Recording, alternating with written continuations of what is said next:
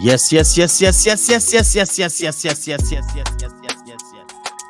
All right, welcoming everybody onto this show. I'm telling you, I'm ready just because of Manchester United show. It is what it is. When it rains, it pours heavily. It pours heavily at Old Trafford. Anywhere you are, Manchester United fans, please let's gather. Let's talk. We want to talk in depth about this club. What's going on? What's going on? What's going on? I know we already lost 2 games. Forget about it. But we are here to talk about, to dissect. And I'm telling you, I'm loaded. Please, if you're watching this for the first time, anywhere you're watching from, name this show. The name of the show is called Just Because of Manchester United. That's all I'm here for. But I'm not always here alone. And with these great 2 guys, I'm telling you, they are loaded. Bishop is here with me. Yes, yes, yes, yes, yes, yes. Canada, talk to me. Bishop, you're ready. What's going on, bro? Can you hear me? Yeah, I can hear you. Lovely weekend. Good day, guys. Good to be on the show. Weekend we're just having fun with the international games. I'm watching England, Ireland now. Can discuss 2-0. 2-0. England is leading, controlling the game. Good attacking guys up front. I'm also watching the Nigeria game. Nigeria leading 1-0. So it's a good break just to have from the next week when we get crazy with the EPL, FA Cup, EFL Cup, Champions League, and those that are in the Conference League. They know themselves. All right, Bishop, you're welcome for Live United. Yeah, I tell you, please, people, smash the like on the video for this great man, new man. I call him Mero. Mero, are you ready for me? All the way from Nigeria is here with me tonight. Mero, you're welcome to the show. What's going on, bro? United for life. Talk to me. Yes, y'all. Yes, y'all. Yes, y'all. Can you? Can I hear you? There? Yeah, I can hear you. Talk to me. I think I lost it. Yeah, Bobby, can you hear me loud and clear? I'm trying to check on my camera. Okay. Right. Good day, all, wherever you be on the surface of the earth, North America, down under, home here in Africa and worldwide. Yeah, my name is Bumairo. I'm pleased to be on this show and looking forward to the content of our discussion. All right, welcoming everybody onto the show. I know the internet right there is crazy, but nevertheless, we got to do what we got to do. All right, please, once again, this is One ISTV, Intercontinental Sport TV. The content tonight is all about Just Because of Manchester United show. So let's get straight into this. I'm going to start with you, Bishop. Manchester United, in your situation, what is your concern, major concern in this one? All right. So when these guys came in, we had high hopes. There was a bidding war, and they won. And so we expected something like what we're seeing in Chelsea. That was what we expected. But I think they had their own plans to take things easy, take things step by step, take things by the books. And after doing all those things, I can tell you, if I'm going to rate them over 10, I'm going to give them a 7 over 10, and I'm going to tell you why. Many people come and say, oh, the Ineos guy, they didn't do much. But guess what? They've done much. This window alone, they spent over 180 million on 5 players. Now, the 5 players they brought in are places that were area of concern for the team last season. So in terms of money spent, oh yes, they've spent. They've invested. And that's a good thing. Number 2, they have helped the manager. They brought in Van Nistelrooy to also help with the attack situation, so that everything, he doesn't have any excuses now to say, oh, I don't know the league where Van Nistelrooy has played in the league. He's a good striker. And also to offer a technical support. Van Nistelrooy was a coach in Dutch league before he came. So just to let you know that they've given him support in the technical side also. Thirdly, they've also helped him with the director of football, although they've not assigned a director of football. But they've appointed 2 guys that have helped him in transfer negotiation. So he doesn't need to say, oh, I'm going to negotiate the transfer. Two guys are already in charge of the transfer. They are Dan Ashworth and JC Wilcox. And they've assisted him. And he said, oh, these guys are doing a fantastic job, and they've taken he has taken a back seat when it comes to transfer. All he needs to do is to identify the player. Those guys goes and do the negotiation, and they get him the players he wants. So these guys, the Ineos, they've really done quite not well, but they've done good. You can give them a good mark. So guess what? They've done all this. Why? Just to lift the club up. They've backed this manager up. The player you say you don't want, they don't come and say, oh, we want him. You must know. Like, I'll give you an example. A Sancho, for an example. He doesn't want Sancho, and they find a way to take him out of the club, even though it costs them much. Like, they sold him for lesser than what they should have sold him. They sold him when they shouldn't have even sold him. But they still had to fulfill the manager's wish. He doesn't want this guy in the squad. So they don't know about the technical side. You give us the technical side, we will just back you up. And guess what? This is my last point on Ineos. When the pressure is up, against, he has lost back to back, which I'm going to still talk about. We have lost back to back. They didn't come out and say we're giving you 5-game ultimatum. They didn't come out to say we're giving 7-game ultimatum. Guess what? They came out and backed him. They said this is the manager that we believe can take us to the next level. Even though they don't have to do that, they came out to give him an assurance, a pat on the back, and say, listen, right now the road is rough, but we are still with you. We're not giving you a timeline and say, if you don't deliver in the next 4 match, I'm going to sack you. They're not doing that. So for me, people might come and criticize them, but for now, these guys, based on the transfers and based on the point I've just said, I'm going to give them a 7/10. All right, Brimo, let me switch to you. Brimo, can you hear me loud and clear? I'm struggling. Loud and clear. All right, now you tell me, what do you think about the situation of I can hear Ineos? you. Yeah, what do you think about the situation of Ineos right now at the helm of Manchester United?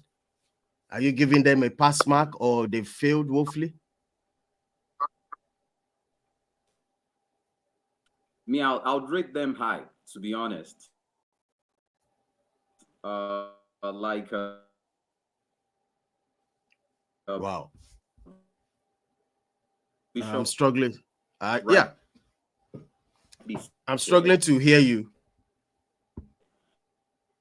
I'll maybe me, I would even be generous enough to give them like 8.5. You know, no, I wouldn't say they've gotten it 100. But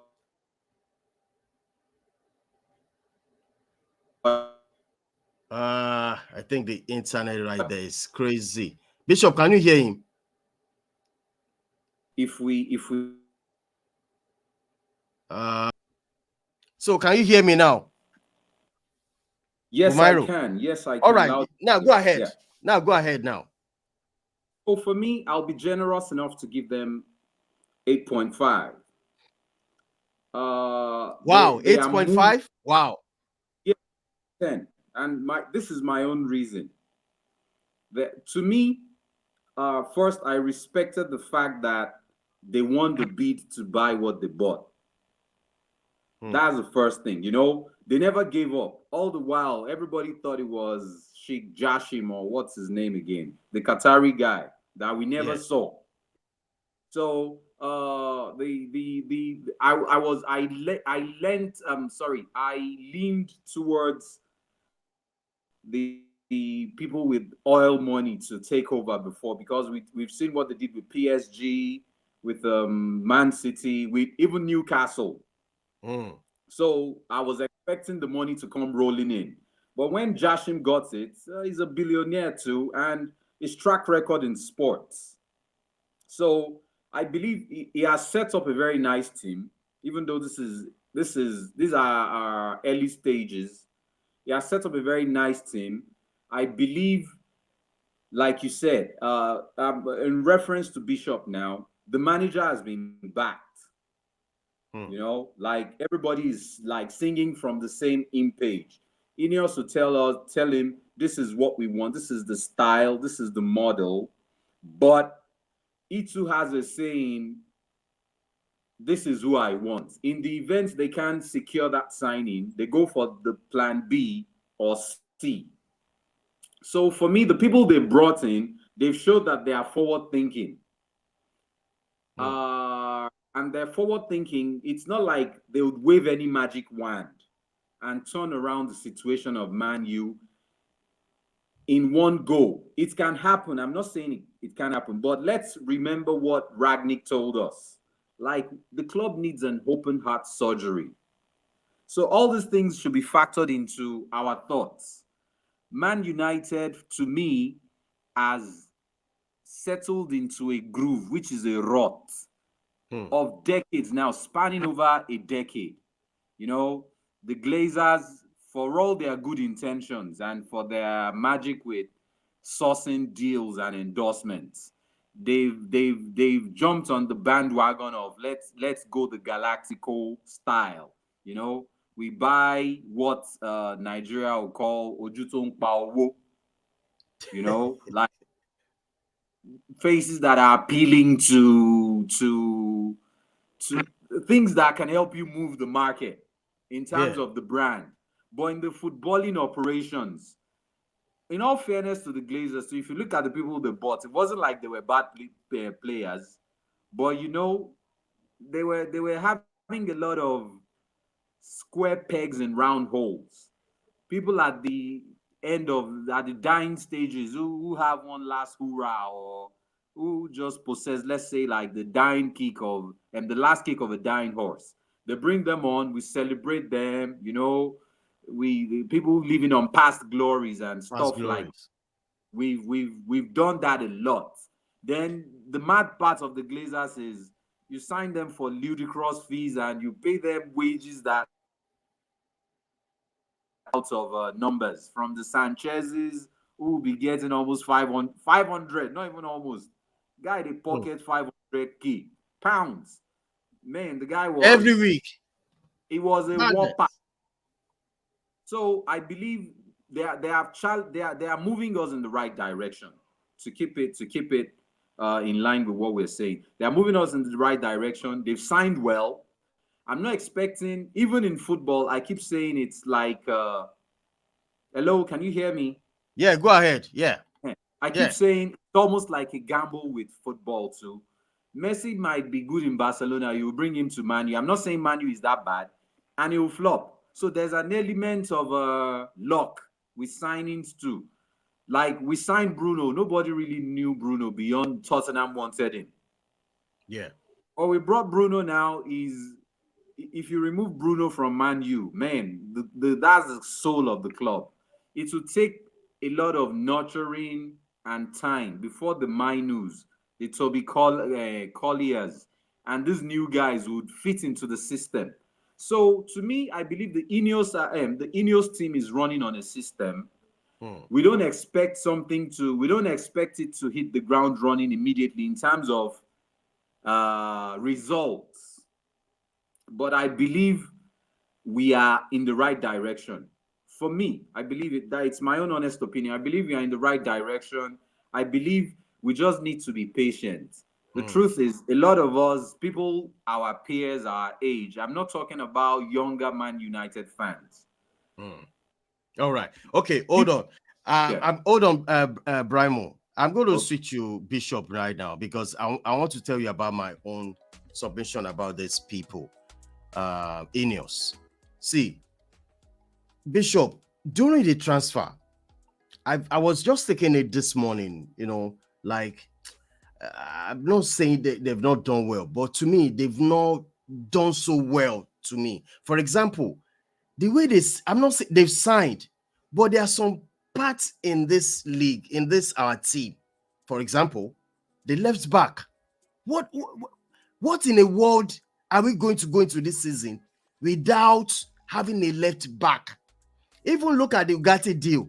Was still now the guy has not played. So what? Maybe their signing is too late.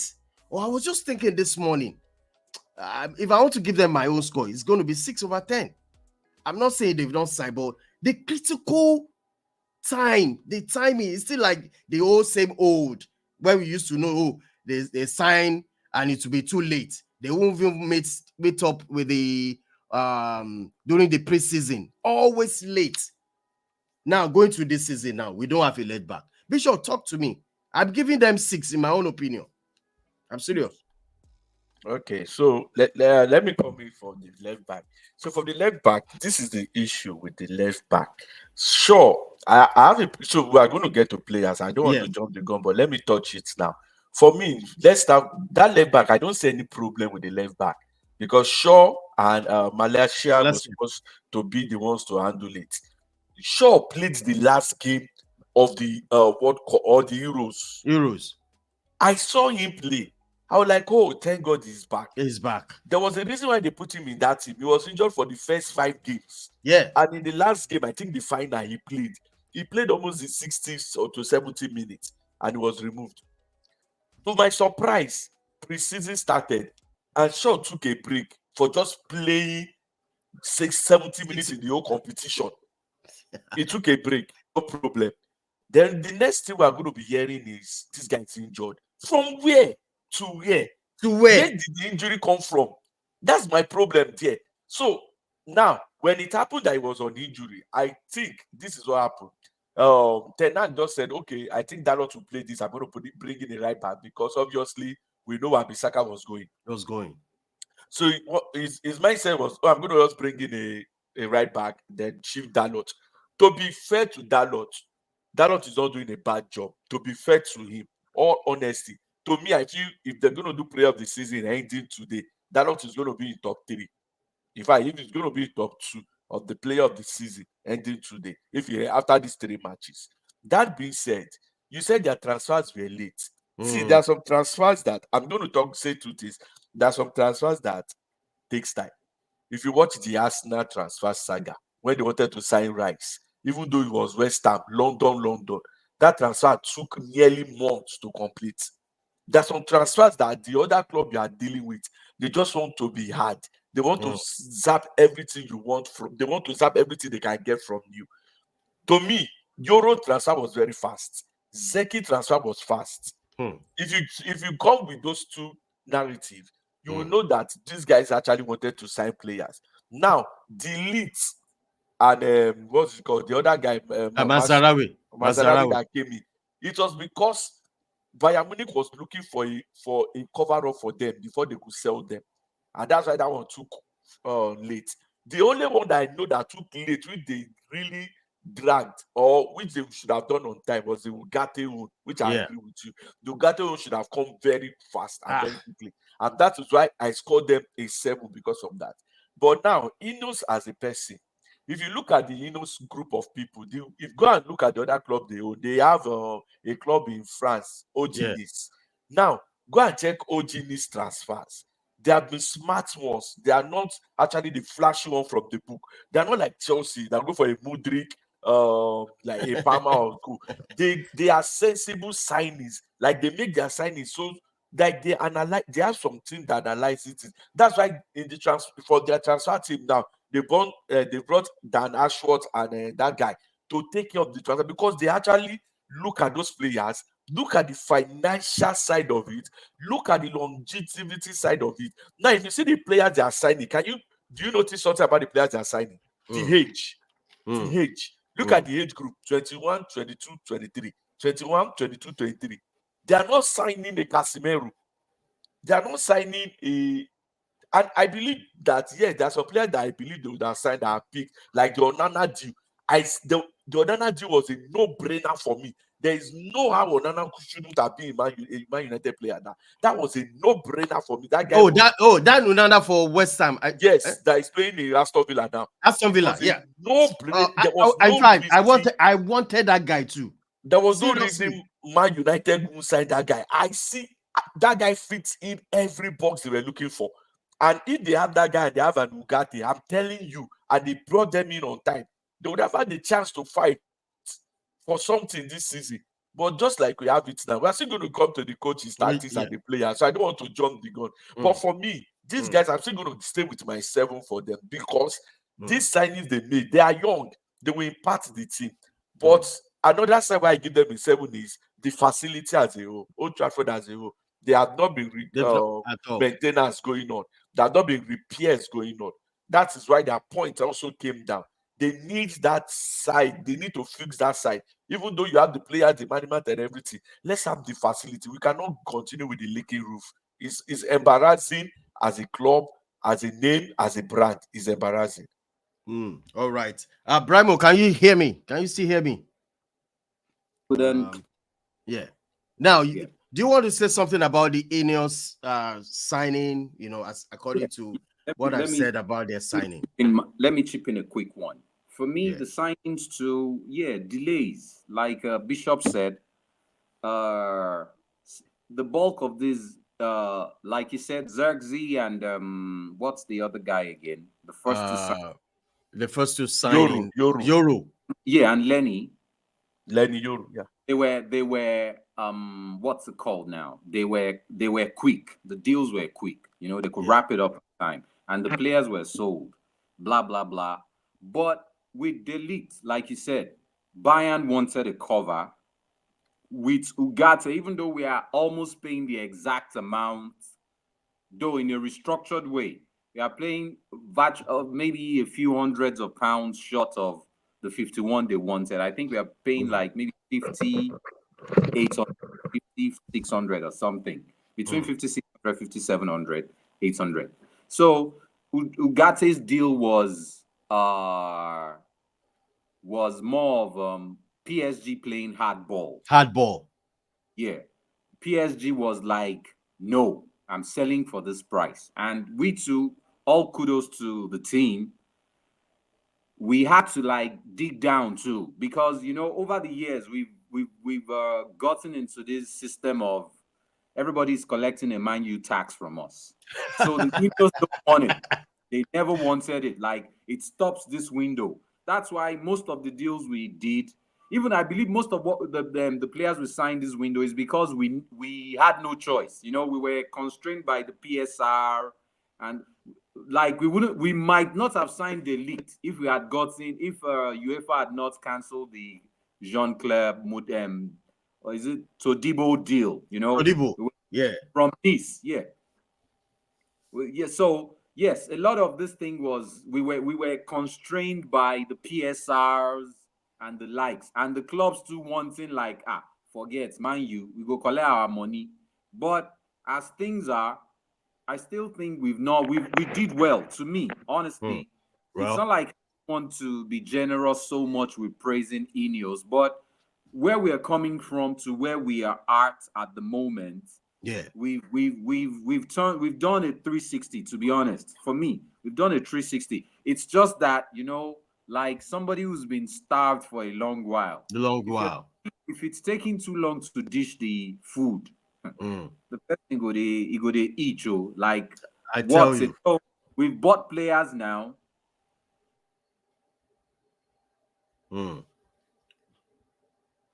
I lost Brimo there. You know, when the team will gel, we'll be able to quietly retire Casemiro from our midfield, except maybe some matches. You know, he'll come in as the OG. Or I go play the last 30 minutes. Just they do crunch tackles and the likes. So that's how I did. We didn't do badly. A lot of factors worked for and against us. That's my take.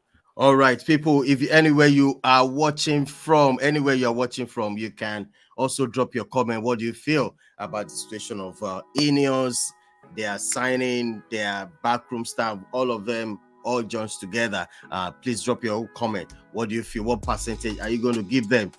Bishop said he's going to give over 10. He said 7. And Brimo Umairo said I think he said 8.5. 8.5. 8.5. Well, I mean, I'm giving them 6. Let me just give them Jara 6.5. 6.5 for me in this transfer. All right, let's move on to this manager situation. Bishop, I can only start with you on this manager situation. Is it Ten Hag in, Ten Hag out? The result has been abysmal. Bishop, don't lie. We've lost 2 games in 3 matches. We won 1, lost 2 games, but it has been horrendous. So the news flying over and over here is Ten Hag in or out. Some people want it sack. Some people still give them time. Bishop, what's your take on this? So for me, before I choose my stand, Ten Hag in or Ten Hag out, I'm going to say something, then I'll choose where I stand right now. So before the season started, I said this guy is not going to see December. He's not going to survive December just because I've seen his tactics. I have seen the players. I've seen what he has to offer. So the first 3 matches, I've seen them again.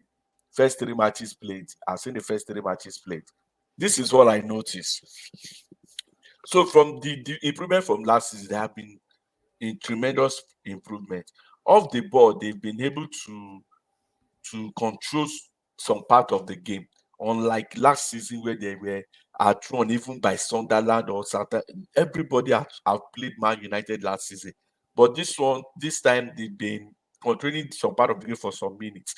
So that is an improvement. All they need to do in that end, try and control the game in all aspects of the game, in all minutes.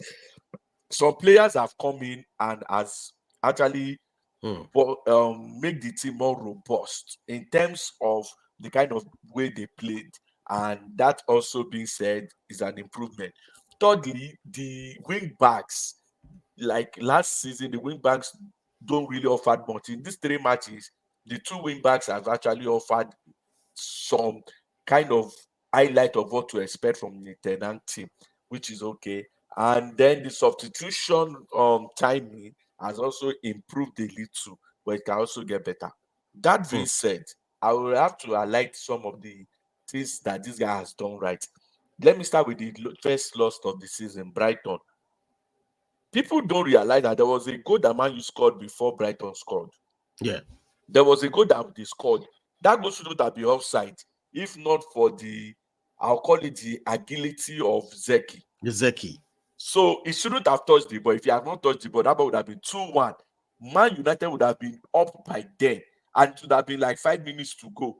And I don't see this Man United, conceding any goal in that 5 minutes. So Man United would have won that match. So because of that offside goal, I think he made some changes, which I blamed him. He should have removed a Maguire. He shouldn't have changed the defense at that time. But he wanted to send a note that this is my starting guy. But he should have waited to the next game. So he didn't he didn't wait. He put the light. The light is not a bad defender. He was not just accustomed to the speed of the game. So the speed of the game was not, because he just came in under 10 minutes, they scored. Because the speed of the game was not, he has not mastered the speed of the game. So as soon as the cross was there, the guy was alone. And he scored. And they scored their goal, which made it 2-1. Now, going to the Liverpool game, he started with his full backs, his centre back that he wanted to start with. And Liverpool, taught them ragged. I'll not go into details of that. There were some silly mistakes. I was watching England game, and Manu, or what was he called? Manu. Menu. He has made 2 mistakes in this game, first half.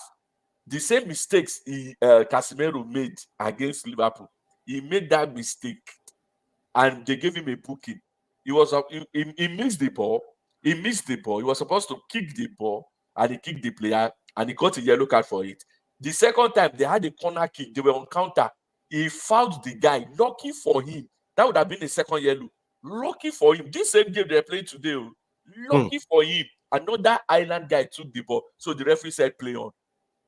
Oh, will have been the second. It would have been a second yellow card for That's him. red card. In the space of 5 minutes. Because the first one he did was less than 5 minutes, and the second one was just 5 minutes apart. And I saw him like, this guy is losing concentration in matches. They need to talk to him. As much as you want to play Casemiro, you need to see that Man has one of the worst game of his life against Liverpool. I'm not going to leave Casemiro out, but there are some minute mistakes that happened, and Liverpool scored and ran us over. That being said, I still believe that Ten Hag has the tactics he wants to deploy. He's trying to deploy it drastically into the team. Some of the players are not responding to it, which I believe he should have dropped. One of them, I think we're going to still talk about player, but I'm going to mention this. I think Osimhen scores 2 goals now. Yeah, he has scored. Osimhen just scored now. 2-0. So one of the players that I think should be dropped right now is Rashford. Rashford shouldn't be in the starting level. We'll come to players. But let's talk about this Ten Hag. Yeah, I'm going there. I'm saying he's trying to deploy his tactics, but some players are trying to frustrate the tactics. And to me, the first person on that list is Rashford. But now, he has to now take it upon himself as the coach, as the manager, and says, if this thing doesn't do well, it's on my head. If it does well, it's on my head. I need to take a decision. I don't care if your name is Rashford or your name is Ben Fernandez. If you are not following my instruction, if you are not following my tactics, you are going to sit down on the bed. Now, he has brought in his player. Right? He has brought in at least six of his players that we can know that these guys have played with him before. So he should be able to imprint his tactics in this team. He has no more excuse that this team was not for me. No more excuse. We have six of your people that you have played with before on this team. You need to show that. Now, is Tenan in or out? I will say, for me, based on what I've seen in these three games, apart from the Liverpool game that they were outrun, forget the Brighton game, they would have won that game without, if Zeki had just calmed down, they would have won that game.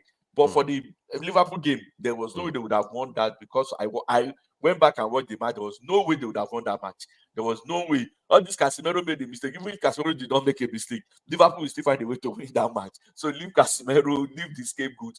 But that being said, I will say, let us see the next 7 features of Man U. They are winnable features. Before we play, what's it called? What's that name? Southampton. No. The next Spurs. tough match, I think it's Spurs. Yeah, Spurs. The next tough match, and it's like 7 game like ahead. 7 game ahead. So if they win the 7 game, this is it. Sorry, we have Southampton, which is winnable. Barnsley, the EFL Cup, which is winnable. Crystal Palace, winnable. 20, winnable. Then we play Tottenham. Now, before we play Tottenham, we are playing Tottenham at home. Before we play Tottenham, we've got 4 games that can give us a bounce. When you're on a win drive of 4 games, I'm telling you, Tottenham next 4 games they can't win it, because their next game is Arsenal. So Tottenham cannot win their next 4 games. So I know that for sure. But now you can win their next 4 games, because they don't have a Man City, Arsenal, Chelsea, or anybody. So they can win their next 4 games. So with that win bounce that you have, I see that if they can win Tottenham, they will be back in the good side. For me, give him to the next international window. Give him to the next international window. Before then, these 5 matches would have been played. Let's see where he has taken us from there. All right, Brimo, what's your own situation about this manager? Brimo, can you hear me? I can. I'm all right. You tell me what's your own. I mean, your situation about the manager. People have been saying Ten Hag in, Ten Hag out, and also is there anything I want to ask about his tactics as well? He has never imposed in tactics in Manchester United. Well, okay, let me say generally, what's your own situation about this manager? Okay, my take on this is a little bit of both. I'm neutral with Ten Hag in, Ten Hag out. You know, you are sitting on the fence, bros. On that very fence, I sit. It's like patience. You know, like let's give him part of this season. You know, it's like 3-0, Nigeria 3. Yeah, Ademola Lookman scored the 3rd. Yeah. So on Ten Hag in, Ten Hag out, my take is okay. Now, why are you sitting on the fence? Okay, for now, in the moment, let's retain it. There was a conversation we had during the week, which it was agreed that Ten Hag is a very good coach, but a very stubborn one. He's not flexible. That's one of his problems. He just wants it done a certain kind of way. That's the only negative I see to him as a coach. I'm sorry. You know, like it's almost like there's no plan B. If my plan A doesn't work, it's like I throw a jab with my right hand. Right hand. If it doesn't hit, and that's my most powerful. I should have trained my left to be at least standing, if not as strong as. But Ten Hag is always like, once that one is not working, it's like he has no other ideas. At times, he acts like he's bereft of ideas. So that works against him. But now that we've brought in his old guards, so to speak, and some new ones, you know, we now have We are now a ground where old Ajax boys, they keep congregating. Now we have the league. We have Mazarawi. Mazarawi. Mazarawi. We have Anthony, Anthony. Alasha. We have much, yeah. we have Onana and the Onana. like. We have like about 6 now. I can't recall all their names. So for me, let's be patient with him. Now he's gotten the materials he need. How he deploys them is another thing entirely. But I believe we can only move up from here. Judging him based on the Liverpool match, I wrote a short article for a friend during the preseason. I told him, and his slot is walking into a well-oiled machine, kept in place by Klopp. If he had walked into a Man U, maybe the story would have been different from him too. Because the truth is, now you have elements of the Mourinho era. We just cleared Van Gaal with Martial. Yeah, with Martial. We have some Mourinho boys. We have Ragnick. We have Ole at the wheel. Ole. Now him. So it's such a disjointed team if you look at it. Then another thing is, I believe Ten Hag might not be able to say it out loud, though this is not me taking sides with it. A lot of our boys have gotten to be pampered. That's what we are seeing with the Sanchos, even to a large extent. This honorable Sir Rashi, too much. These guys should be judged based on their performances, but they have one good season, then we start throwing money. Glazers will just spoil you with money. And these guys just feel like they are Ronaldo or Messi. And the next thing is they have one good season, then we start hearing cases of they are balling. All these Spanish guys that we bring in and pay less, they don't go clubbing every other day. So it's not just the coach. The players too have a lot of burden on their shoulders that they need to right. These guys don't care either they lose or win. My money will come in crispy, complete at the end of every week. We are not even talking match winning bonuses and the likes. So our most of the problematic areas have been addressed. I believe we won't clear all our problems in one window. At least if aside Bruno, yes, Kobe had a horrendous game against Liverpool. Yeah, but it wasn't like the matchup was so lopsided. If you look at their 3 goals, it was like just the major 3 chances they really had. Let's face facts. They ran us ragged in some areas, but like you said, I'm referencing Bishop now. We were able to control the game too to a good, it was like tit for tat. But we made 3 mistakes. We considered 3 goals. Yeah, that was how I saw it.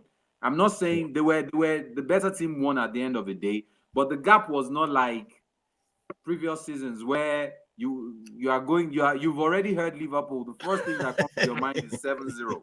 7-0. Hope we won't end up going up with baskets of goals at the end of the match. So yes, it was unfair that we lost 3-0 at home, but these are still early days. I believe the Ineos management, they are the type who likes to work with raw data. So I believe everything would have been put into perspective to what mistake was made and the likes. So I believe we are not doing as poorly as things are reflecting now. It's just that we are expecting we've signed enough. Yeah. And all kudos to the team too. We shipped out a whole 8. Even though McTominay was painful for me. That was the most painful. Why? How? He was a good Bishop, do you agree? team player. He was a good team player, to be honest. He wouldn't say he has that skill set. He doesn't. No, we don't have. We don't have that time in Man U. He wouldn't light up. I won't even miss him 1 bit. Bishop Now, Guloso now. what player? I want him to finish. Let him finish.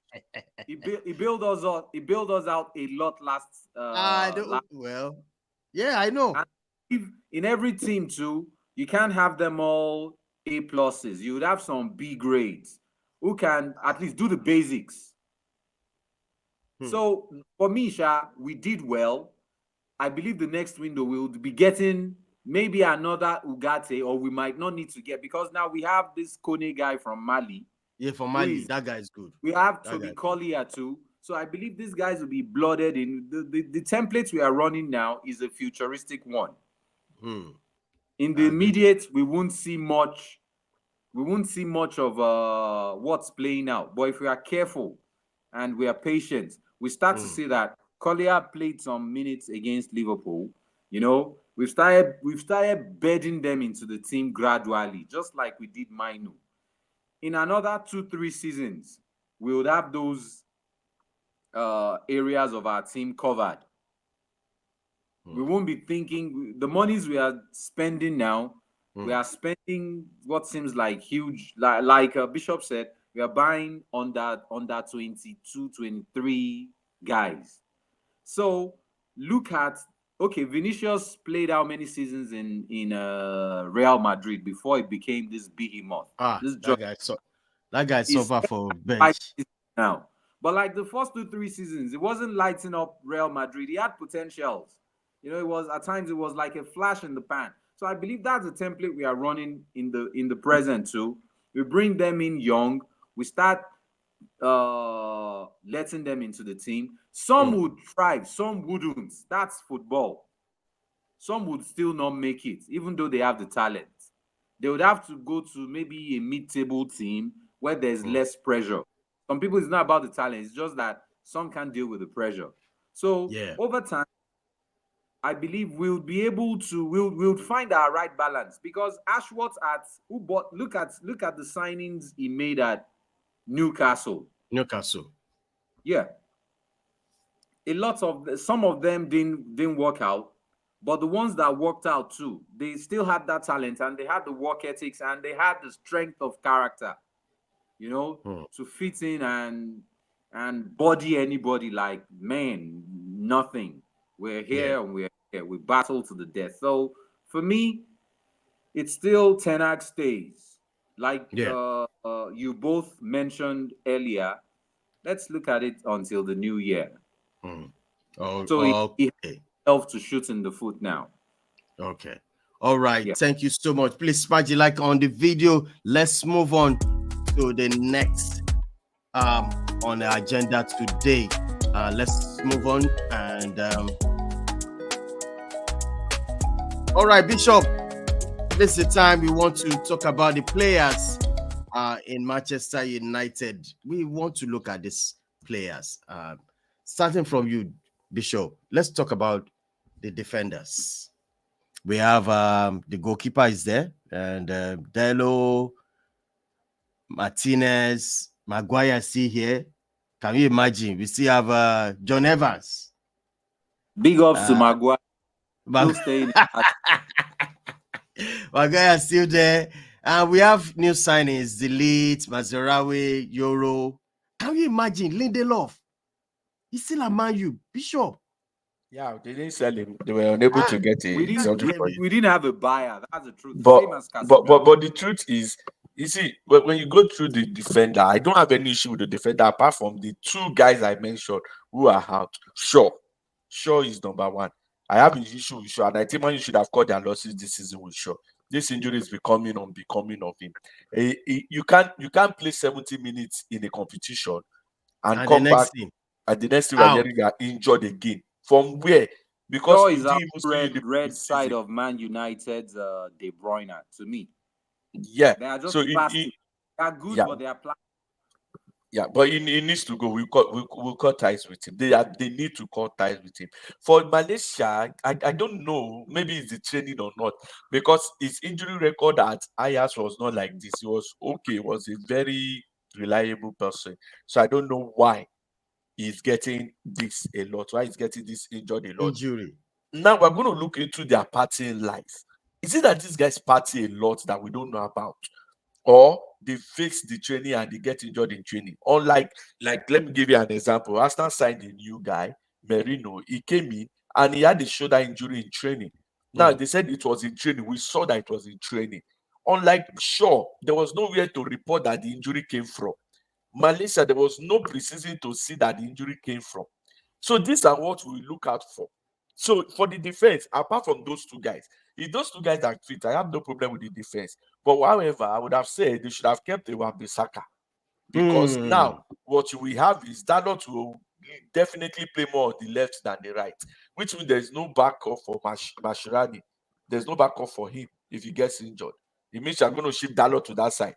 So guess what? If Shaw and Malaysia are out and Dalot goes to that right side, so who will play the left side? You're going to play someone like Lisandro. Is that what you want to play?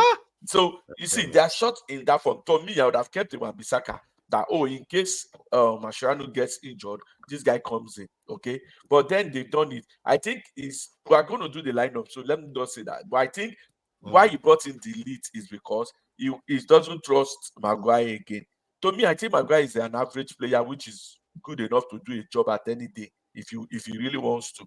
So, but he brought him Yoru and Delight and Martinez. He has those three. For me, I think his preferred starting would be Delight and Yoru. But since Yoru is not around, he's doing the Elite and the Martinez. If you go to the midfield, where I think they have a big issue, the midfield is where I think there's a big issue. Yeah, we'll come to that. We'll come to the midfield. So for the defense, sorry, so let me touch on McTominay. Gungro said he wished they didn't sell him. And last season he saved us a lot. I'm not disputing the fact that when they put him, he scores or not. But guess what? We shouldn't even be in those situations at first. There should be no need to be in that situation at first. To me, McTominay is like, he doesn't have a definite position. In the countryside, they'll play him in central defense. In Man U, he has played all the position in Man U except from keeping. He has played all the position. He has played as a striker in Man U. He has played as a midfielder in Man U. He has played as a right back, left back. He doesn't have a definite position. And that is one of his weaknesses. You might think it's a strength. I can play out, I'm a utility player. No, sir. We don't want a utility player. We want someone that is reliable as a forward or a midfield or a defender. Who are you? He cannot define it. Go and check him play. I was watching. He scored. Fortunately, he scored in their last match yesterday. Guess where he was playing? He was playing behind the striker. Now, in the competition they went to, he played as a central defender. You can't keep pushing him like that. To me, I feel the managers are not being good to him. Making him a utility player has really, really affected his growth in the game. Thank God he has gone to Napoli. Let's see what he can do. But me, I would not miss him a bit. And thank God he's gone and his wages is off the charts. All right. Moving on to you, Brimo. What do you feel about our the defense? Our defense. Our defense, Manchester United defense, seems well covered. And the most pressing issue now is Shaw and Malacia too. But I was reading an article yesterday. Malacia was listed as part of the players who would feature in our Europa, meaning that his return is not so far off. And I believe still in the tradition of bedding in youngsters. There's also Harry Amas, or what's that boy's name? Amas. Yeah, so Amas too will get game time. You know, it's for the future, but I believe he'll start featuring playing big parts. He's not going out on loan. So I believe he's a part of the first team. So left back, yes. Maybe we'll sell Shaw next window. I don't know. I pray we do. Because Shaw on a good day is a world beater, but it's plastic. He moves too much, he gets injured. He breathes too much, he gets injured. He runs too hard, he strained the muscle. You just can't rely on Shaw. You know, like Shaw is like high maintenance. At the slightest touch, expect something. He can just disintegrate. But as a footballer, is good. So we need someone else to cover up for sure. And we are playing two right backs, even though they are fielding different parts of our backs. But they're functioning as wing backs on either side of our defense. But I still feel if Malasia has been listed, I believe he'll return to the team in a short time. Soon, I learned he's been training. He's been training now. I don't know how intense the rigors of his training is, but he's training now. So those are highlights. Then there's these tidbits like Euro 2 might recover faster than his age too. Now he's only 18. Yeah. He's likely to recover a lot faster than had been anticipated. So our defense is good. We bought well, and if we go to get a left back now, I believe if per chance Shaw now comes again, Malasia regains his fitness, Ariamas is there, we'll be overstocked. So for now, I would rather we manage this season that way, since Malasia is coming back, and we can always do makeshift cover for those places. Then come next summer, we now decide let's cut ties with Shaw. Sure. Let him go elsewhere. Then he's hitting 30 now. I think he's 28 or so. So it's supposed to be almost 30 now. I should be between 29. Look sure. Yeah. Look sure. Yeah, he's there. He's almost there. Yeah, he's almost 30. He's close to that ceiling, touching it. So Shaw has put in like over a decade for us. Now he has tried. All well and good. There's a new sheriff in town. He's 29. Let Shaw 29. go. Wow. Yeah. So, and with his injury record, we don't need him. We don't need him. We need him for this to feature, but going forward, thank you. We just shake hands and bye-bye. So yeah, all right. Good. All right, let's move on to this midfield side of it. Please subscribe to the channel, smash the like on the video, and also drop your comment what you feel about Manchester United midfield. But going forward right now, we're looking at the midfielders we have right now at the Manchester United. Bishop, I'm going to start up with you again on this one. We have Casemiro, blunder upon blunder. Two seasons ago, I think it was fantastic, phenomenal. But last season, it wasn't it. I mean, was dead and buried. I was thinking this season he's going to come up with something, but forget about it. Are you now saying Casemiro is done at the top level? He's done at the top level. Let him go. For me, he's done with Man United. He might go to a Chelsea. He might go to a Chelsea, sir. So I don't care. But for Man United, he's done. So this way I come out in the midfield. I don't have a problem with the midfield. Apart from Ugarte is coming in. I watched him in Uruguay yesterday. He was solid. He was solid. He had this physique that shows that he can win ball off anywhere around the pitch. He had the energy. I saw him going forward. I saw him coming back in time. That energy was too much. It still boils down to will he be able to cope with the physicality and the speed of the EPL? We wait and see for that. One of the matches that they used to expose him was the match PSG had with Newcastle last year in the Champions League. He was all over the place, but I won't blame him. All the PSG player in that team was all over the place in that match. Or no, even including Mbappe and all of them, they were run ragged by Newcastle in that match. So I won't just use that match and judge him like that. But Man United has a solid 4 to back up now. You want to play Manu as 10. Manu has a good ball control, but he lacks the passes. That's one. Number 2, he lacks the awareness. He lacks the awareness to go back and get to position. He lacks position awareness. That is the point. That's my main point. I watched the England game. The same mistake he makes against Man United, that's what he's doing in England again. And it troubles me that they rely on him so much and they didn't want to sign someone. To me, Ugarte, fine. I would have also signed one midfielder. Which would have been Onana. Onana would have been there. I don't mind Onana, Ugarte, then put Fernandes at the base. Give me a 2-winger and a striker. Let's see how the whole season goes. But now, you don't have that. So it's definitely Casemiro is going to go to the bench. Casemiro is going to go to the bench. So it's Ugarte and Manon will start. That's the midfield. All right. Braimo?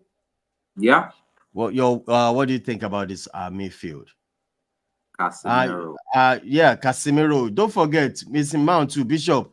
This This amount is guy, not I there. don't even This know. I amount don't is even not know there. what. I'm not I even putting don't it. even know I'm what not we even signed putting this it. guy for. I We just bought don't another understand. plastic. Another plastic.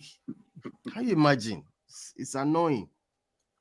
So, It's, Brimo, your turn. What do you feel about this midfield? yeah, This the midfielders. two things I was going to talk about: Casemiro, Mount. Casemiro for me is it doesn't belong in the EPL anymore. He's he's tired, honestly. You can only bring unless be fielding him maybe once in 3 matches so that he'll be sharp. So maybe field him once in 3 matches as oh yeah, you go there again. So Casemiro is become a burden. I pity him, he came with a repertoire and with a big name. And his first season, he really gave us a taste of what Casemiro is. But Casemiro now is, if he was a lion before now, is not roaring. He's meow, Is that meow? meow. Meow. So it's not back, and it's a troublesome one. He's Oh he's, my he's days. stepping off back. Then Mount too. Mount for Roll is in all fairness to him, he's a good footballer. He's supposed to be a hybrid of Ugarte and the likes when we bought him, somebody who walks his socks off and the likes. But one, the guy can't stay fit on the one hand. Two, he seems not to know. I don't know, but to me, it's like there's a confusion with how to deploy him. I don't know, maybe it's the coach, maybe it's him who's not understanding his role. I From don't what know. I've seen so far, I can't really place a finger on it.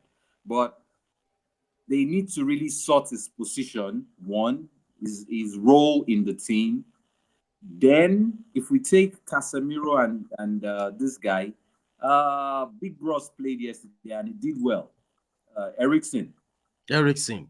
he did fantastic yesterday for Denmark. Denmark. So our major problem is midfield. We can for the wingers, we've not gotten there. We know whom the culprit is. Not we know whom the culprit is for the wingers.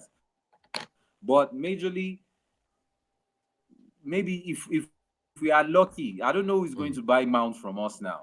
Even if we open the bazaar Bishop, now, who I'm go not seeing any takers for Bishop, who go Casemiro. buy mounts? Not seeing any. I don't see They anybody. would have used it for the I'm not. Chelsea deal. I, we we just bought wrong. Those two players we bought wrong. For Ericsson, squad player, those three, I don't know. We just couldn't get rid of them this summer. It would have been best Yeah. if we had shipped those three out, bring in Yes. fresher bloods. Because those three now, a whole three midfielders, they'll keep dragging us down. Yeah. Pray we don't have any injury. They're only good when we are leading. You just want to Yeah. like Bring. okay, Yeah. control. You want Control to the change the game. tempo. We won't do tiki taka small. They Mm. can hold their own now. We are not under pressure. Maybe we are playing lesser teams. If we body Yeah. them with guys, but going forward, I don't know. Maybe it's until next summer, until January, because all these guys and they are on fantastic wages.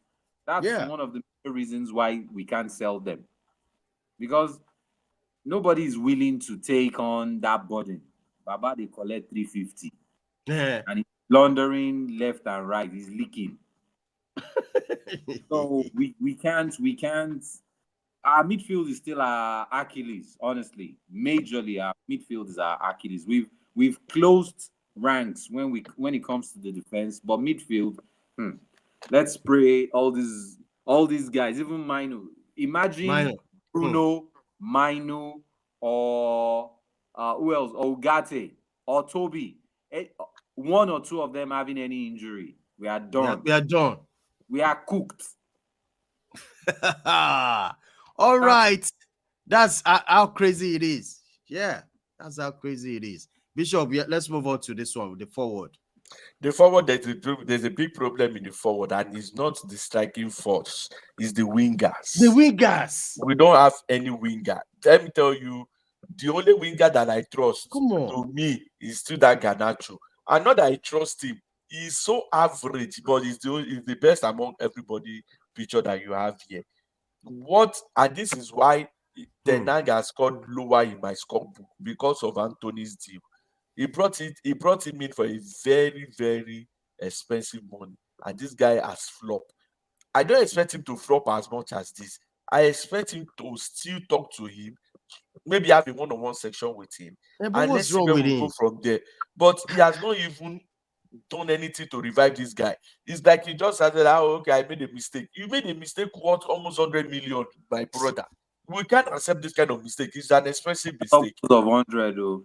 You say what? I said that's upwards of 100 million. You're right. Yeah, that's what I'm saying. You made that kind of mistake. It's too expensive. That mistake is an expensive mistake. For Rashford, for me, I've seen Rashford in 3 games, and I think Rashford should be sitting on the bench. He should have a seat belt on the bench, Oh, put it in, put and let him sit down. Let him tie, sit down tie there him for there. now. So, Jeez. if you want to play Garnacho, fine. Garnacho is an average player to the best, but he can still do a work for you better than Rashford. I know that all of you are rating me. I don't rate this guy. I don't know why you guys are rating him. If you For want to put you? him on the right, but he's still For better than you? Anthony. Yeah, I don't rate him. You can put it till Odlord come back. Zeki can play alone. But if we have Odlord back, they might try the 4-4-2 and we might see where we go from there. If the wingers are not making any sense, we can try the 4-4-2, see where we go from there. Then kill one of the wing. Then just have Garnacho and Fernandez on both on that wing. Then have Ugata and Man Utd. Let's see how we go. Because you have to look for a solution. Your wingers can't take on anybody one-on-one. That's the problem. Salah can take you one-on-one. Saka can take you one-on-one. Even this is where when you said when Brian will talk about what's it called? Mount. Mount. I wanted my Man United would have taken the Sterling deal. Tell them to take our back mount. We even had money or anything. They then give us Sterling. I still believe Sterling will do something better than Diallo, than Anthony. So for me, the wing is a big problem for Man United. Very big problem. And they didn't address it on the windows. I don't know, maybe they're planning to play a 4-4-2 with Zeki and Ojlund. I don't know how they're planning to do it, but they need to find a solution to it. Well, Brian, over to you. Yeah. This Wingers. squad. Wingers. I'll just say they are young. I won't say they are average. Just like Minu too. We expect mistakes. But for a club of Man United stature, it would have been better if we had established players, while the younger ones are learning the ropes from them, from under them. But as the case is now, we would have to make do with what we have. Rightly thought of and said, Rashford needs to take a break. It's been that hangover from that stupor from last season is still, I don't know. Rashford is, I don't know. It's like the OS that powers his brain has been tampered with in terms of footballing. Honestly, is you've lost confidence that much, and Absolutely. It's you crazy. you just go about things like, I don't know, maybe he's right to say he runs about like a headless chicken. You don't seem to understand what you're even doing in that team anymore. I didn't know why we didn't sell him to PSG, to be honest. PSG wanted him. We could have That was sold the him. time. We should have sold him.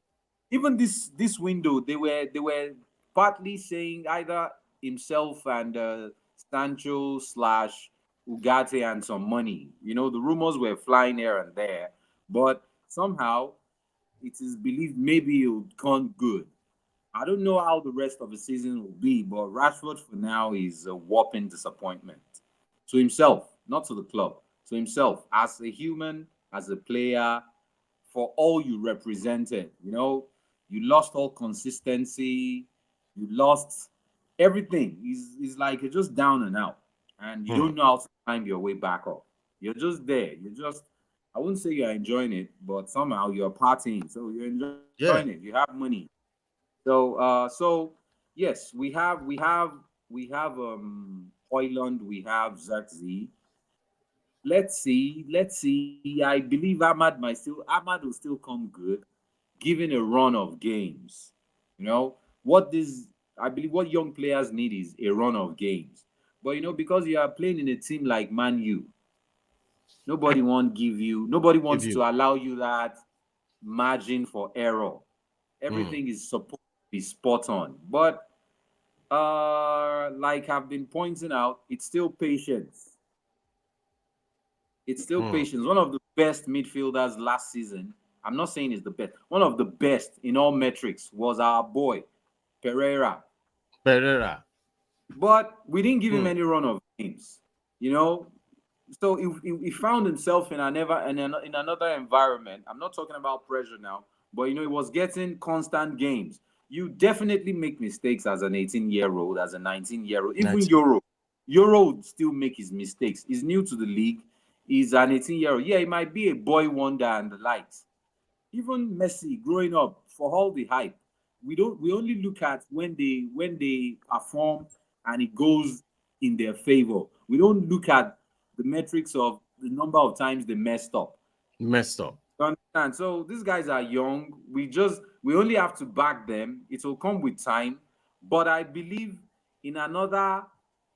Sorry, I'm not writing this season off. I believe we still have a lot of things to offer. But I've been Yeah. telling people since the Ineos window came in that you need to give this team like 2-3 years, as in 2-3 seasons, like 2 seasons at the earliest. By then we will be able to know. Okay, this is our identity. This is how we play. It's like you talk about RB Leipzig now. Even though Yeah. they still buy all these Ahmads, and why do they get there and they perform? They allow them make their mistakes. They do what they do, and in another 2, 3, 4 seasons, you see the Real Madrid, the Man Cities, the Bayern Munich. They'll start saying, "Oh yeah, we'll buy him for 80 million, 70 million." They You're give right. them the same thing too with Dortmund. They allow these guys to grow. They make their mistakes. They don't knock them over the head like you're a bad footballer. You should go to blazes. So Yeah. we'll be patient with our players. That's my belief. They are Mm. not there yet. But at times you see some of their games. They give us all these flashes of the talents they possess. So yes, Garnacho too played yesterday and he did well for Argentina. So I'm not saying they are the best in the moment, but now we are going into the future. We are working with talent, and the talent still has to be honed over time. So if Ten Hag can help us draw out the best in all these guys, just as he's been blooding a lot of guys from the academy, I Yeah. believe our future is brighter than we can see now. Because Mm. I tell people, the time will come. This thing is cyclic. Now Liverpool is they are the dope boys, the Man Cities. Arsenal was garbage for a long time. Yeah. They were. Sorry to Arsenal fans. They weren't really. They were almost a mid-table team for a large spell. But now Arteta's Mm. I think I lost him there. Bishop, I want you to take this control of a what. fifth season, right? Oh, Yes, oh, this I'm is okay. Yeah. Talk to me. You're still talking. Bumairo,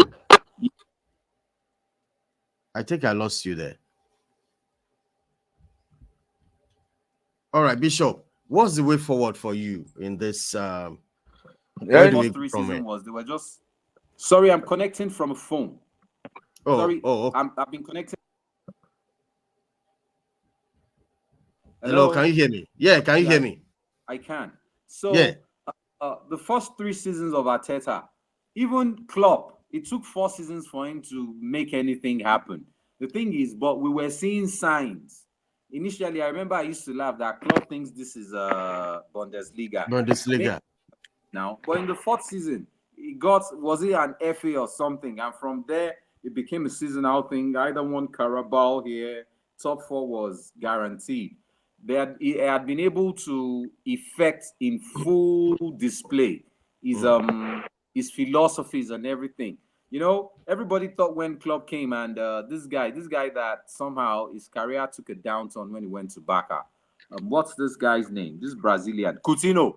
Coutinho was Yeah, Coutinho. fantastic, but he left. But he came in with his Salahs, the Manes, and over time things fell into place. The only difference is somehow Ten Hag is at times he seems to get it. Other times, that's why let's see how things pan out going forward. All Thank right. you. All right, Bimo, thank you for that. Bishop, lastly, what's the way forward? Where do we go from here? There's no way forward. So the windows is closed. You can't sign any more player. But guess what? There's a player that is free right now that I believe, and nobody is exploring him. I don't know what his name is. Rabiot. Rabi, yeah. Because Of of his Yes. is Brahmo wants to say something about Rabio. No, he said Fabio, and I said Adrian Rabiot. Adrian, okay. Yes. His full name. Yeah. Yes. Yes. So it's free now. Right Mommy now. ni boy. Eh? Now mommy. No, that guy is strong. Actually, that guy is But- strong. And But we it's Sorry, expensive. Bishop.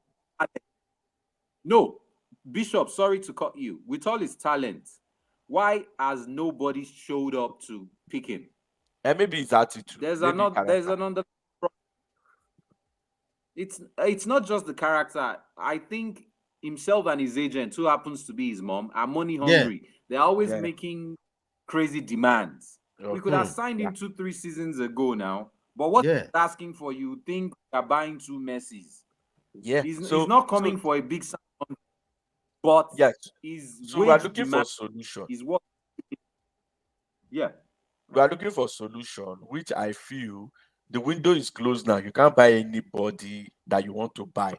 You can't go to a Chelsea and say, "Give me this person," or go to another club and give me this person. Can only So the only person you can buy now are from free transfers, people that don't have clubs, and that's why we are picking this guy out of the bunch of them. That being said,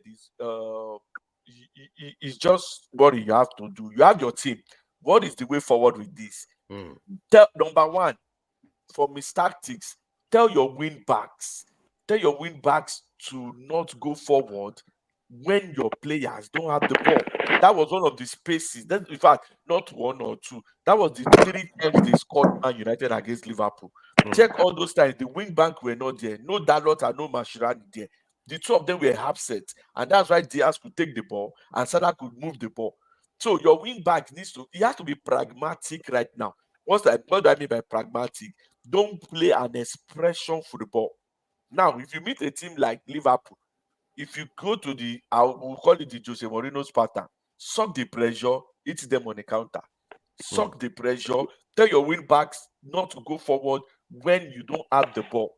And when you have the ball, tell your wing backs to be cautious. Maybe you tell one of the wing backs to stay back or fall to the midfield so that they can block some things going straight from there, some passes or any way you want it to go. So you need to work on those wing backs. Number two, tell your wingers to be more direct. They need to take on more one-on-one. One of the scenarios that people are citing, they said Rashford does a one-on-one with Konate and he turned back. Those kind of things you can't turn back, even if you are not going to beat him. Not every winger have a successful dribbling percentage. There are going to be sometimes that you will be off. There are going to be sometimes that the defender will take the ball, but try to beat your defender one-on-one. Be direct. Be so direct that you need those defenders to be penned back. Now, those are one of the challenges I have with Man U. There is no fear factor. And that's why I said Arsenal cannot win the league. They don't have a fear factor. In Man City, imagine you are playing the Man City now. There's one fear factor that you fear. All of us know his name. You need to put 2 players on him. And you tell them, the 2 of you, if this guy is going to the washroom, follow him. If this guy is going anywhere, follow him. This guy must not get the ball. It's called fear factor. Now imagine they want to play a Man U and you assign 2 players to him. It means you are playing 8 outfield player. And they have what? They have 9 against 8. So they have an upper hand. They have an upper hand already against you. That is what you need. You need a fear factor. In the whole Manchester United, there is nobody you can say, I'm playing this person. You mark that person out, or 1-on-1 or 2-on-2. You leave everybody to express themselves because you know they cannot do anything to you. So there's no fear factor in that place. So they need that person that can take up the mantle to be, I am the fear factor in this team. You are playing in Liverpool, you know Salah is your fear factor. You are putting one man on him or two man on him because you know that if he dribbles one, you can dribble, the another person comes again. And that's what you see with Saka now. They are double marking him. That's a fear factor. But if you have 3 or 4 fear factor in your team, like Man City, you have a De Bruyne that can pick up a pass even when his eyes is closed. You have an Island that can score even when he's backing the post.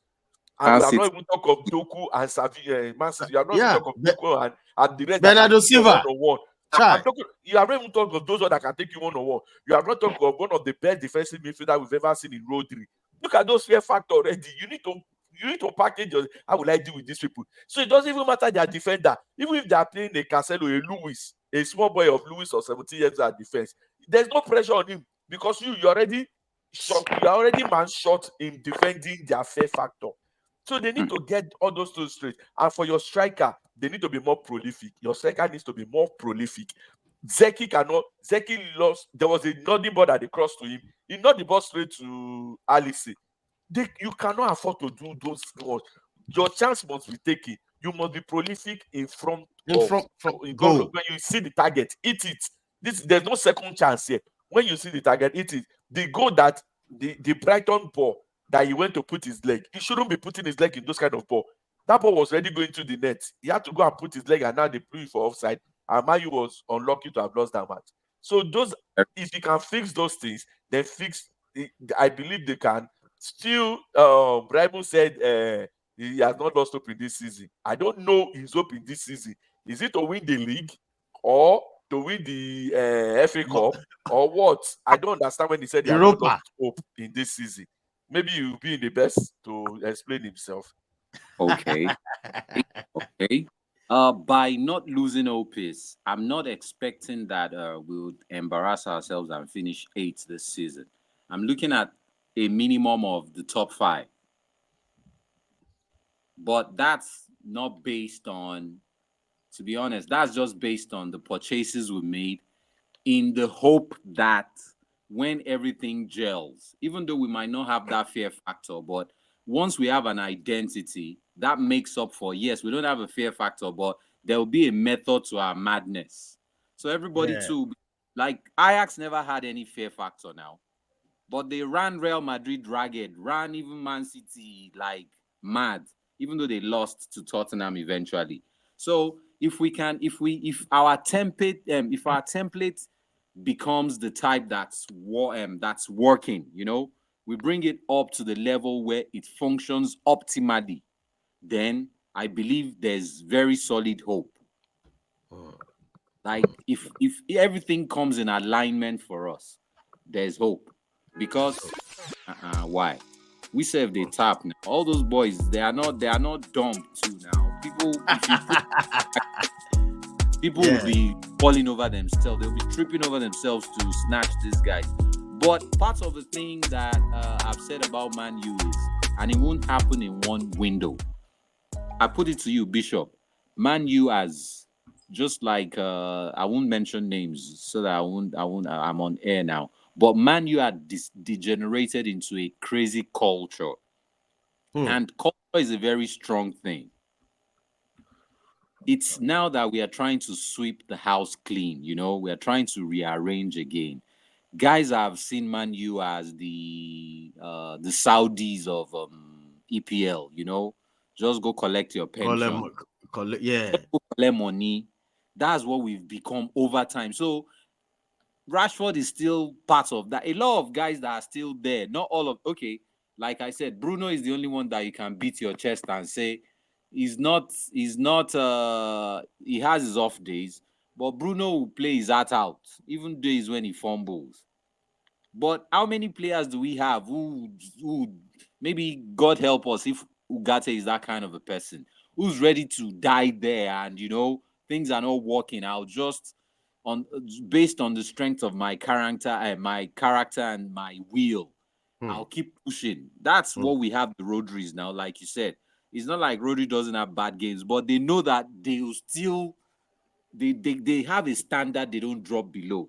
But when they surpass their standards, yes, they become the best in the world. But on a normal day, they don't fall below maybe 85, even on their bad days. But you know, we are a team, like you said. Part of our not having our fear factor is we can play 1,000,000% today, and everybody would applaud or more Man U. The next game, it will be like saying our secondary school boys we go assemble. Then here see Alan they come save. They don't die. They don't die. They never start fight. They don't they tremble. Say oh boy, see so See yeah. Alan.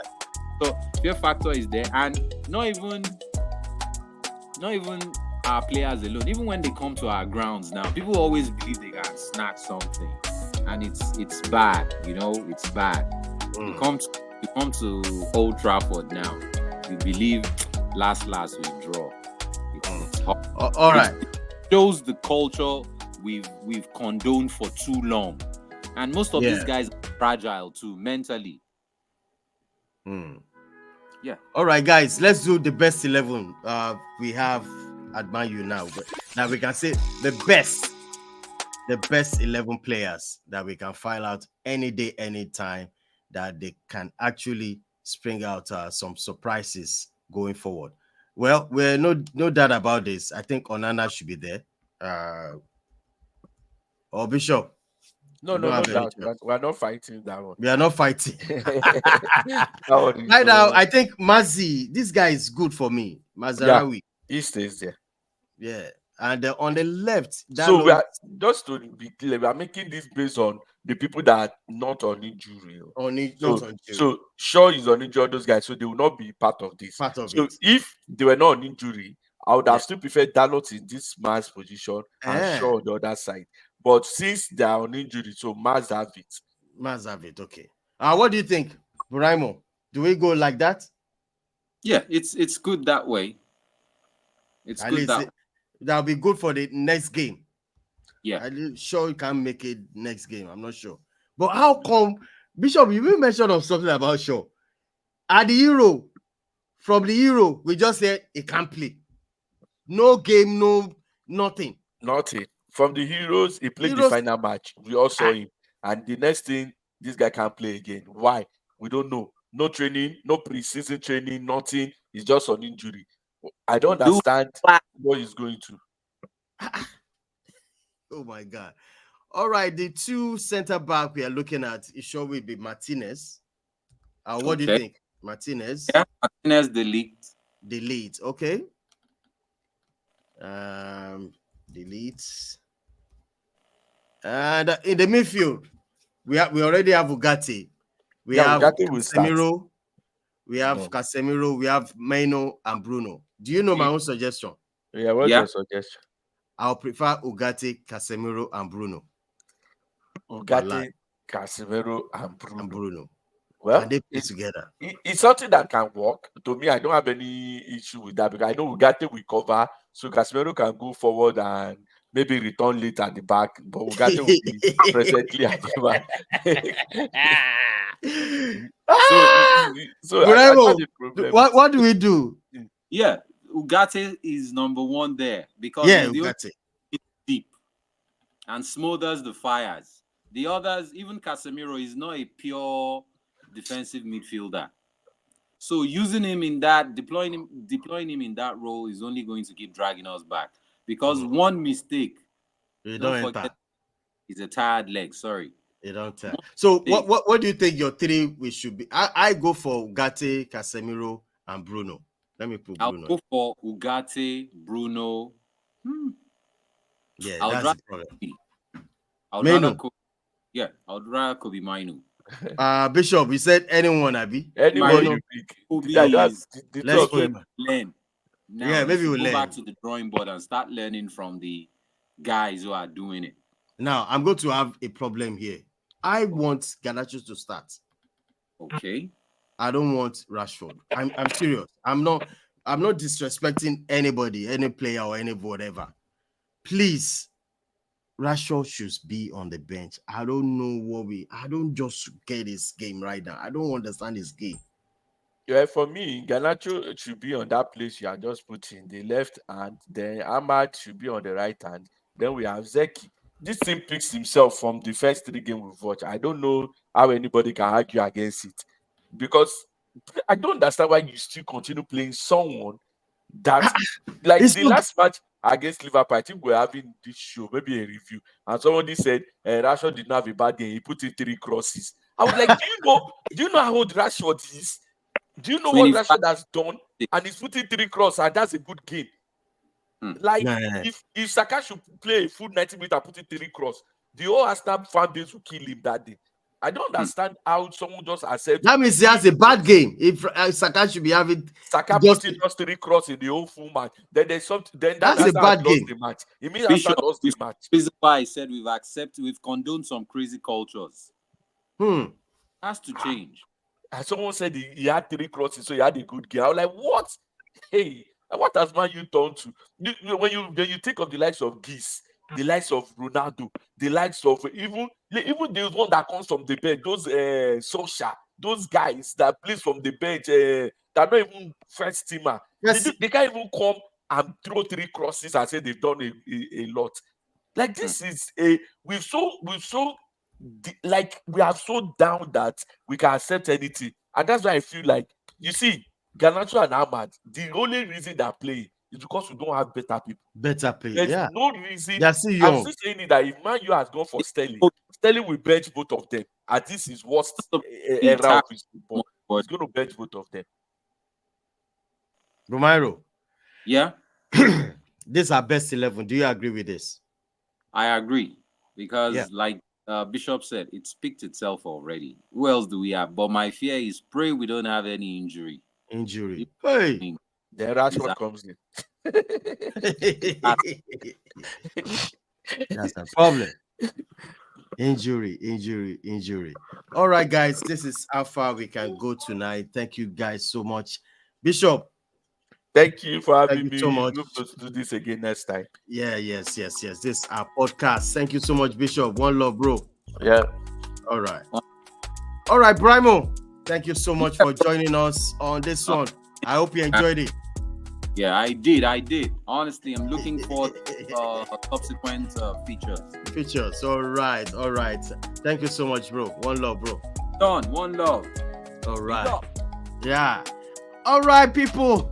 This is how far I can go tonight. I really enjoy myself with this podcast, delving into serious issues right there in Manchester United. The team I support, the Don support. I love so much. And going forward, please subscribe to the channel if you're watching this for the first time. One ISTV Intercontinental Sports TV. This is one of the sections, one of the content in our establishment, so to speak. We have that content.